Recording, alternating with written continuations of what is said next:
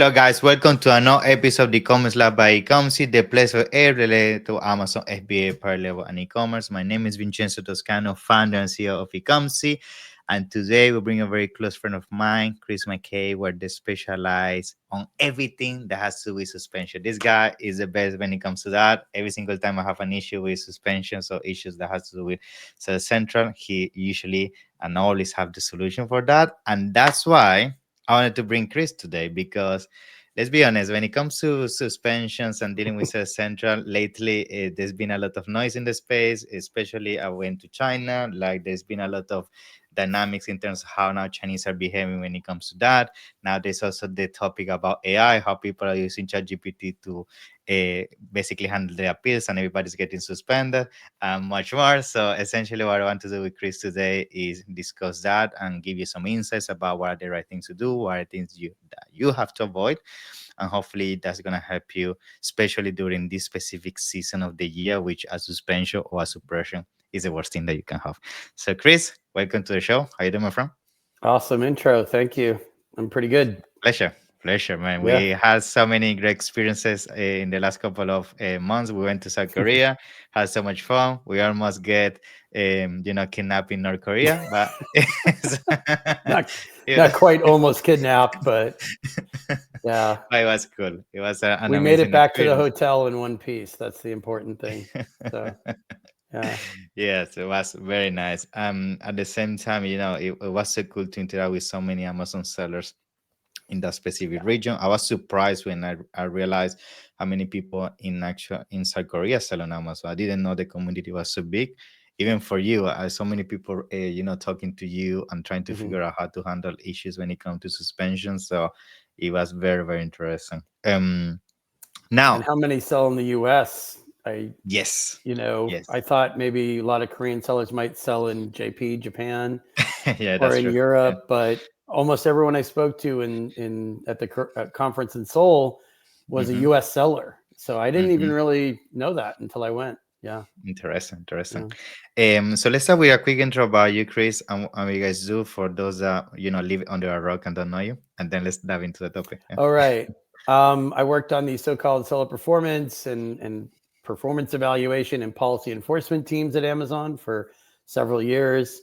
I've been consulting sellers going back to 2015, so 9-10 years in terms of helping people strategize appeals, construct the proper language and format to appeals over the years. I think we've been doing it the longest, so we're probably the best known for Mm-hmm. that.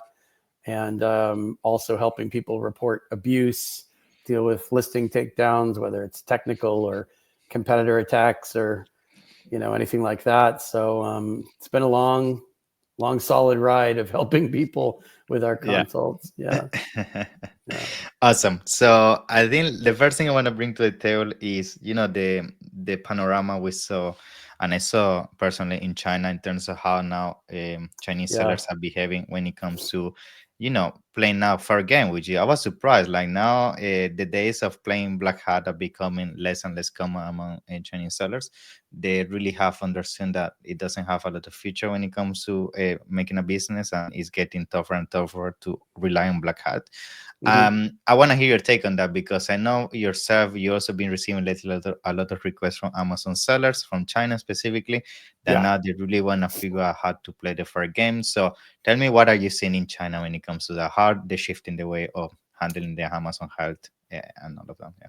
Yeah, it's fairly recent too. It's the last 2 to 3 months that I've had a much bigger uptick in contacts from Chinese sellers who are suspended. I mean, that always happens. We hear from everyone Mm, globally who gets suspended, but we're hearing from more sellers with larger accounts who understand the risks of screwing up on mhm, Amazon, and they can't afford to make these kinds of mistakes. I mean, also large US mhm. and UK sellers can't afford to make these mistakes either because you can't necessarily appeal everything anymore. Some things aren't appealable. Yes. And Amazon won't tell you. I just got off a call maybe 10 days ago with people at Amazon, and I said, if the sellers aren't eligible for reinstatement, please just tell them up front so they won't waste all this time on appeals and they can Wow. focus on just getting their inventory back, getting paid, getting the money back, but they won't focus on reinstatement for the account. Lots Mm, of times Amazon will tell you the only way to get paid, we're going to keep your money unless you get reinstated, or the mhm. only way to get all of your inventory back is to get reinstated. So that's why people keep appealing, but behind the scenes Amazon seems to decide you're not even eligible for reinstatement. We're not even reading your appeals. We don't Wow. care. And that's a big switch. They used to say, well, maybe you can appeal it, maybe give Exactly. us an improvement plan, right? A plan of action. So that's a fundamental shift. I think word got around in large Mm, Chinese seller circles quickly that there's just too much at stake. There's too much on the mm. line. You're a high 8-figure, low 9-figure account. You can You afford can't that. afford, well, just because you think everyone's getting away with something and you want to make a few more sales, Mm, you can't afford to risk the entire account just mm, because you have these flashes of greed and mhm, you want to sell a little bit more. I mean, this goes for globally, not just for sellers in one part of the world. So that's something sellers have been very slow to adapt and understand, is that some mistakes aren't fixable. So I've been mm, talking about it on our podcast and in articles I write, but I've noticed that a lot of sellers are still approaching us with, hey, we just need a professional. We just need some help. mhm, And it's like, okay, the real problem here isn't that you got appeals denied or that you need a professional. The real problem here is that this happened in the first place. So you yeah. have to just avoid making those kinds of mistakes. Yeah. Yeah, so I think I agree. Like I remember before Amazon left a lot of gray area when it comes to suspension. Like it was always like, yeah, you get suspended, but we are willing to figure things out. You can keep appealing, and eventually you Right. get out of the suspension. But now it seems like when it's a no, it's a no. And I guess Mhm. for those watching and hear this episode, maybe high level, like what are some of the things that you see sellers not coming back in terms of suspension? What are some of the suspension like once you get it, it's done? The code of conduct is always growing, so it's hard to say just read Mm-hmm. the code of conduct and you'll be set as long as you're not violating those policies. But code of conduct, anything around behavior, inappropriate contacts to buyers, inappropriate contacts to other sellers, inappropriate Mm, contact to Amazon, people who send all caps messages because they're frustrated with mm, support or frustrated with catalog. Um, Sometimes they punish you for that. Or if you use mm, profanity, like on the phone with account health or with catalog, they punish you for that. Behavioral stuff. So it doesn't have to be the owner of the business. It could be like if you have a rogue VA who starts doing these things and you don't know that they're doing it, you can't just terminate the VA and blame the VA anymore. That was happening mm, like last spring or last winter. They would kind of mm, accept that as an explanation. Now they just blame you. You know, why did you have rogue employees? Why weren't you watching them? This is your fault. Don't just blame your employees. So code of conduct, stuff like that in terms of communication. The second thing is faking or editing documents like mm, compliance documents. They want you to, depends on what you sell, what category, but they want you to send compliance information, certifications, testing, safety testing, right? Some people don't have that stuff ready or they have to get it quickly. They give you like 72 hours to send it in and you don't have it. So people were starting to edit things or Photoshop things. Another common example is people who are making like health claims or mm, cure claims. And it wasn't just on your detail page, it's also on your packaging. mm. So a lot of sellers were photoshopping the That's images. crazy. Like Yeah. you have to send pictures of your packaging, right? You know, Mm-hmm. They're photoshopping. Yeah. prove to us that this language or that these terms or these cure claims are not on your packaging, right? Um, Maybe it says something like this helps cure blindness. Well, okay, if you Photoshop that off of the image and you send them the image, then you're not just losing your ASIN, you're losing your whole account because they think they can't trust you, or Mm, they think that you have employees who did this without your knowledge and that you're not yeah. watching them. So they mean that they don't think they can trust you with your own employees. So why should they trust you to sell? Exactly. Those those are the things that are like deal Mm, breakers, right? We just yeah. started calling them like not only have you violated the code of conduct, you've kind of broken your covenant with Amazon that you're going to Yeah. be a good player in the platform. Yeah, for sure. Yeah. And I think that the issue with this kind of suspension, correct me if I'm wrong, but once your name goes into the blacklist, is like you cannot even open more accounts. It's like it's over for you, Yeah. the Amazon Oh, account. they'll Right? close. they close all related accounts. If you think that you can create some sort of stealth account, that seems to be the term everyone uses. Some people think they can create as many stealth accounts as they Mm, want. I mean, Amazon's gotten better at identifying and kicking mhm. those other accounts off. So you can't Yeah, expect that to work. Yeah. exactly. Yeah. Now, another thing that I'm seeing a lot coming into the picture here is AI, right? Mm. It's funny because I see lately a lot of people when they have issues with listings or accounts or getting categories ungated, they think that now they can get away with only a few lines in ChatGPT and they just copy paste Yeah. that into customer support, and they think they can get away. And usually what is happening is not only sometimes that leads straight to a suspension, but sometimes the language that they might use, it might actually put you in a very bad spot because you say things that you shouldn't be putting on appeal, or maybe complying to things that you shouldn't be complying in the first place. So Yeah. it's becoming very tricky, and a lot of sellers are getting affected by that. So what has been your take, and what is your experience with that, and what you're seeing? Yeah. Yeah. I mean, their impression is if you're going to use either some copy and paste template that you found somewhere, or you hire some company that does copy and paste templates with fill in the Hmm. blanks, they just swap out the info, Yeah. or you use chat gpt to, I mean, I don't think chat gpt is really sophisticated enough to handle something with complex, nuance Exactly. like this. But let's just say you try it anyway because you think it's just as good as a generic template. I mean, Amazon has seen all of these templates. They've seen all of this stuff before. They can Mm-hmm. tell when you're, my point is, they can tell when you're doing it. Mm-hmm. So they don't necessarily care if you're lazy or if you think you're cheating or if you just don't have any money to hire somebody real or if you just don't feel like customizing an appeal. They put it all in the same category, which is you don't seem to care about your business. Like you're not willing to invest time, effort, energy, maybe money into giving us something that is worth our time. So Hmm. you're just wasting our time. So why should we waste our time on you? Why don't you just take this back and do it again? I mean, if you Hmm. keep sending that stuff in, if you send it once and it gets rejected, Yeah. by some low level person in seller performance, then yeah, maybe it's still solvable. But if you Mm-hmm. do it like repeatedly or you make it worse by compounding these mistakes with more templates or more, I mean, it's not just chat gpt. There are services that like charge people real money Mm-hmm. for essentially the same thing, like a template Yeah. They that go to take, ChatGPT and do it on your behalf, essentially. I mean, they're basically just, and a lot of the templates have old formats, like it'll be the Mm, plan of action format.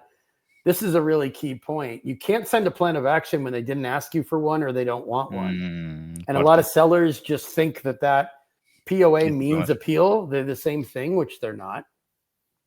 And so they go buy like a $700 POA from some generic site or service, and they send in a plan of action, and they're hurting their own odds because they sent the wrong format. And also, a plan of action is like admitting all these things went wrong Mm, and wow. probably over confessing, and you're not making Amazon want to reinstate you.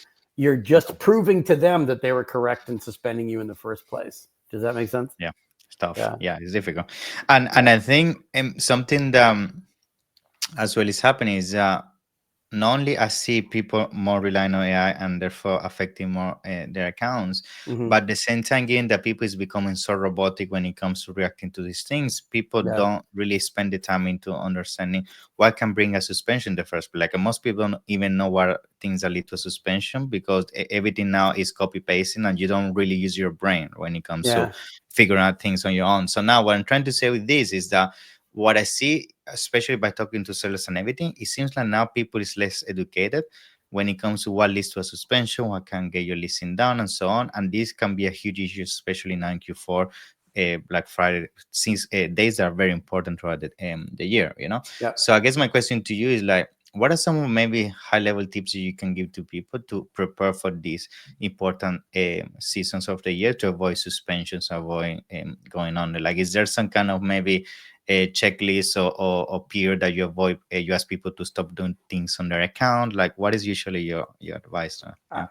At this time of year, it's usually they're trying to enhance their listings last minute Mm-hmm. to get more sales, but they make mistakes that take listings down, and if you get a lot of listings taken down, you could get your whole account taken down. So like putting in trademarked keywords, even on the back end, like back end search terms. Some people are putting trademarked keywords in their listing titles just to try to drive more traffic, but then that attracts an intellectual property complaint. And if you haven't been through that before, it's a nasty process, but you don't want to really go through it anytime, let alone this time of year.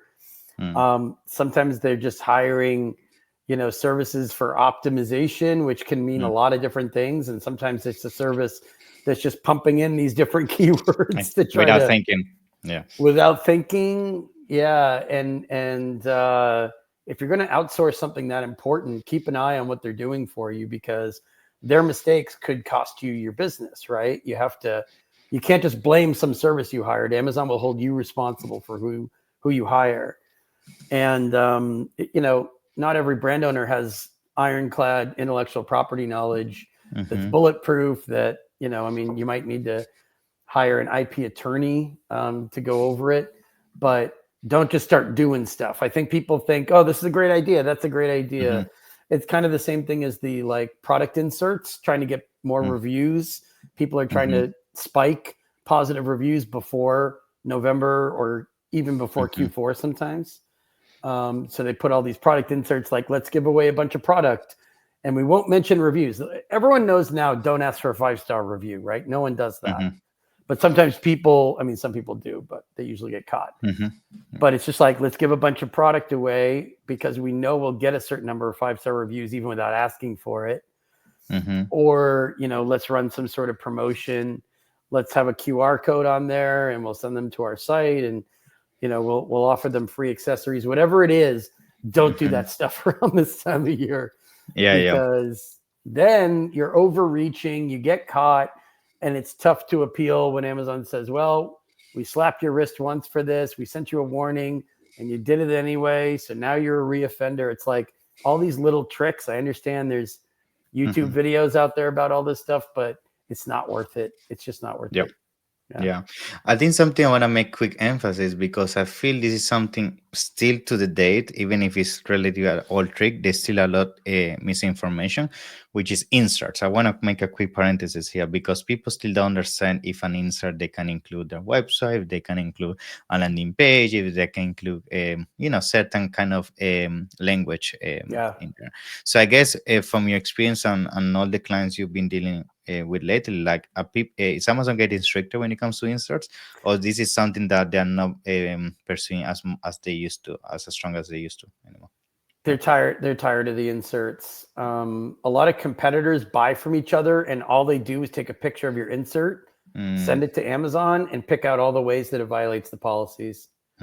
So your insert better be something that has really nothing impeachable on it, no flaws, no insinuations, no innuendo.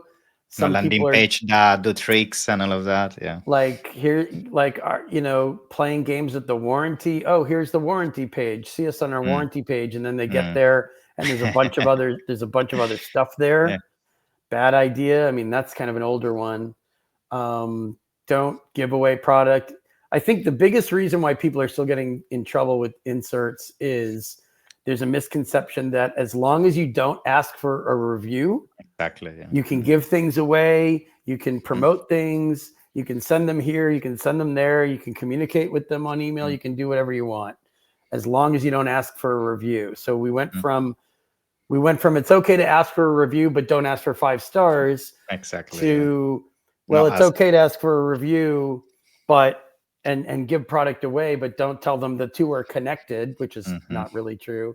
And now it's like, as long as you don't mention reviews at all, you can give product away. But people do get punished for giving a bunch of product away if they get a bunch of 5-star reviews out of it, even if you don't ask for a review. So, I mean, those days are just over.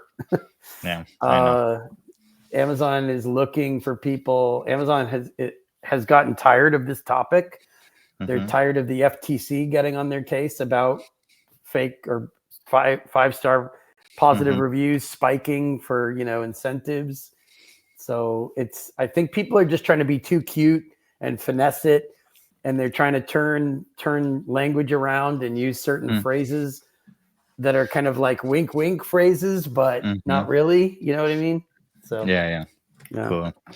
Now, I will say another thing that a lot of sellers being bringing to me is like also rather than be reactive when it comes to suspensions and suppressions, why not be actually prepared in terms of prepare in advance to make sure this doesn't happen. And I think yep, a good practice that I don't see sellers doing a lot, but I think people should do more often. And I saw that you guys do some service when it comes to that. Is actually have like a pre-check on your account to make sure that you are healthy, to make sure that everything is constanding.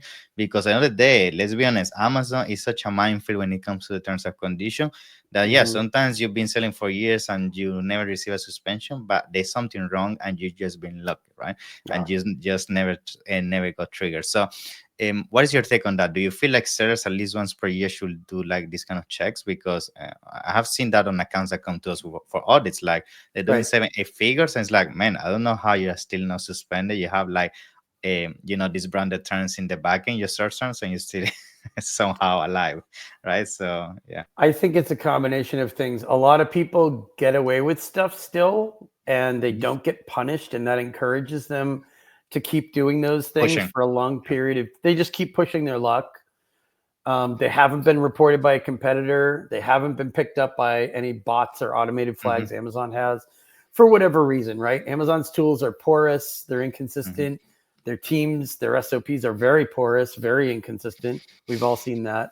So some people get lucky, you know? I mean, you might be one of the 10, 12, 14% that gets away with stuff, and that's Hmm. great until it's not great, you know? Hmm. um, and other people, I think, just don't want to make an investment in a professional service unless it's an emergency. That's That's my right. impression. We have monthly clients. We have first of the month clients that are with us for months or years. Mm, And we're like always looking at their accounts. So like they kind nice. of they're not the same as people that don't deal with us all the time, that don't work with us constantly. Those types of the other kind of client is the people who come to us when there's a problem, but Mm, that's like the problem has already happened at that yeah, point. exactly. I Too mean, late. a little bit. We get some people kind of coming to us like, "What do you charge for a full account Hmm. review?" Hmm. It's already on my website, but I just show them Hmm. the link, and they'll be like, "Well, we're a little bit worried about our listing compliance. We're a little bit worried about our messaging to buyers. We're a little bit worried about intellectual property or whatever." But they're not that engaged or that Hmm. serious unless Amazon tells them Yeah, suspend. you well, or like you've got 72 hours to appeal, otherwise we're taking your account. Mm, Or sometimes account health calls you and they say you've got a series of unresolved mm, performance notifications. Well, you have to resolve these soon, you know. mm, Maybe it says 7 days, maybe it says 72 hours, whatever. You have to resolve these, otherwise we're going to mm, review your account for a suspension. Then they get serious. So it's like a mental thing where they don't want to make the investment mm. unless there's a huge threat. Yeah. Yeah. Now, something I've always been curious about Amazon is like, I mean, you talk a lot with them and you actually work for them as well. It's like, Mm. have you ever asked them the question about why, when it comes to suspension suppressions, they just don't at least create a system where they would give you a couple of days to fix it or to respond back, right, and taking action and taking you down and then give you the option to appeal? Is there a reasoning behind that behavior? Like, rather than give you a chance to fix it, they just take you down. Like, what is the reasoning behind that kind of acting? I mean, technically, the account health assurance, the AHA program, Hmm. the laughs on you, right? Yeah. Yeah. Um, that program is supposed to give you time to fix stuff and appeal. Hmm. But in the appeal, you'd have to explain why you had to fix it in the first place, why you made Hmm. those mistakes to begin with, and maybe they'll accept your explanation and maybe they won't. But technically, that 72-hour window does give you a chance to make some corrections. But you probably already had a performance notification sitting in your account health Hmm. dashboard that you either didn't address or didn't address to their satisfaction before they messaged you or before they called you. So that also has to be explained. Like when we first warned you last week or last month, why didn't you do it then? Exactly. You have to explain that. Yeah. Mm. Okay. And Important. sometimes people just explain it to me before they appeal. Like they just say Uh, like, we didn't see it. We didn't read this message. So that's why. I know. I Or, know. or they have like a VA reading their managing their account Um, health, or a VA yeah, is like not really paying attention. I mean, if you want to leave the fate of your entire business in the hands of a lower tier video. VA, then that's up to you. But Yeah, that could of cost course. you your account. Yeah. Yeah. Now to come to a conclusion, I guess. I mean, what is was one word of advice or maybe insights in terms of how the world of suspensions and suppressions is evolving? Like, is there anything else you feel people should be aware of, or maybe some things that you're seeing from Amazon side of things, even from an AI perspective? Do you see Amazon using more AI when it comes to suspensions and suppression that people should be aware of? Like, what is some last advice you want to share? Yeah. I mean, there's an agency owner, I won't say exactly who, Mm, here in the Northeast, who was telling me that at Amazon Accelerate, they talked to somebody who said, yeah, we're definitely integrating more AI into the mm, appeal review process. I mean, that's not 100% new. People don't get bot responses to appeals. I mean, there is still a human hand in mhm, terms of who's deciding yes or no to reinstate you. That's a human decision. But by the same token, that's probably coming in 2025, a little bit more generic, review, at least to separate out the appeals from people. mm. But it's not an excuse to use Chat GPT. It's not, you don't want two machines talking. You still need to customize your appeal. You can't just wing it. I think the biggest mistake people make right now is assuming they get 4 chances, 5 chances, 6 chances. I still have people coming to me who have appealed 7 or 8 times before they even thought about hiring help. And it's like, if you've been rejected 6 or 7 times, I'm pretty sure you're going to get rejected six more Yeah, times, right? yeah, That's data. There's a track record of failure mm, there. So yeah, you have to stop yourself. I know you have an urge. You get an idea like, oh, I know what my appeal is missing. I'm going to throw it in the next one and that'll fix it. I know that urge. I understand mm, it, but it's not rational. It's not logical to think that you're going to suddenly turn things around 180 degrees just because you have one thought. I mean, it's not a situation where if you get rejected a bunch of times, they're probably going to stop reading entirely, okay, right?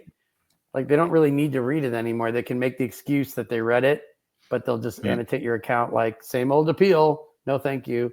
They're not yeah. spending any real time on it. You've discouraged them from doing it. So Awesome, Chris. So I think it was, a great conversation. So many, insightful things. So thank you so much for that. I'm sure yeah. maybe, there's some people right now is having some issues with their account or they want to just have a pre-check as we already discussed. So how Mm-hmm. people can find you? Yeah, I mean, especially at this time of the year, I'll just give my email address. Usually I give the support inbox, but Mm, Chris, CHRIS at ecommercechris.com. Certainly, if you've heard this podcast or you're working with Vincenzo, maybe throw his name in the subject line so that I know. I mean, I get back to everyone eventually, but mhm, I'll get back to you a little bit quicker if I know you're from Vincenzo. Good. Special Um, treatment. well, especially because I mean, you've got this event coming up in London, which I probably can't make it to, but I'm sure I'll get over there and do some Of course. content with you in the UK. But we're planning on having you as a speaker at our New York meetup next year too. So I know I'll cross paths with you. Right now, it's like emergencies are something that Yeah, need attention right away. So that's the quickest love way it. to get me. Yeah. Thank you, Chris. So pleasure as usual. Wish you an amazing Black Friday ahead, and hopefully see you soon. Yeah. Yeah. So Take have a care. good one. Thanks. Take care. Bye bye. See you.